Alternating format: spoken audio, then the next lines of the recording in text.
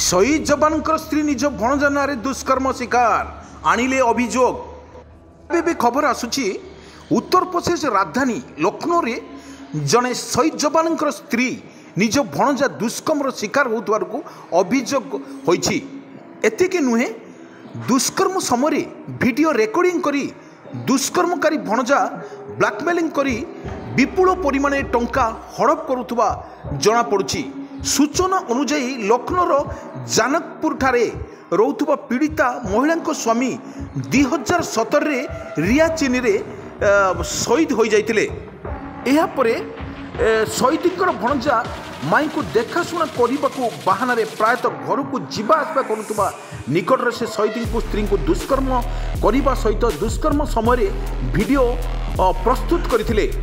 यार आधार करी दुष्कर्मकारी भणजा माई ठारू मोटा अंक राशि आदाय करुले। यही खबर लेखाला पर्यंत दुष्कर्मकारी महिला ठारू पाखापाखि 39 लाख टंका नहीं जाइथिबा को पीड़िता अभियोग करि आछंती।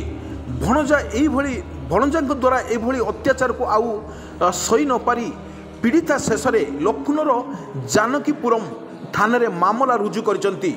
DCP north zone RN Singh कहिसंती पीड़ितांकर अभियोग केन्द्र करी जांच आरंभ करा जायछि।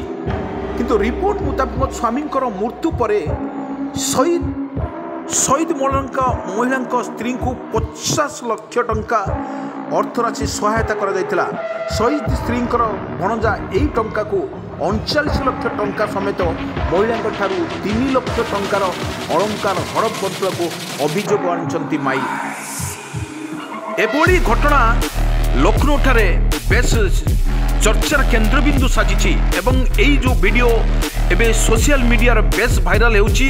एवं आपण माने जानिथिबे एभली एक दुष्कर्म करतला परे भणजा तार मन शांति हेलानी से ब्लैकमेलिंग पथ्य कला माई को जो वीडियो शूटिंग करतला जो अश्लील वीडियो को भाइराल करथवा समय तार यही वीडियो को एबे ब्लैकमेलिंग करी माई ठारू मोटा अंकर टंका आदाय करुथवार मध्य जଣା पड़िछि।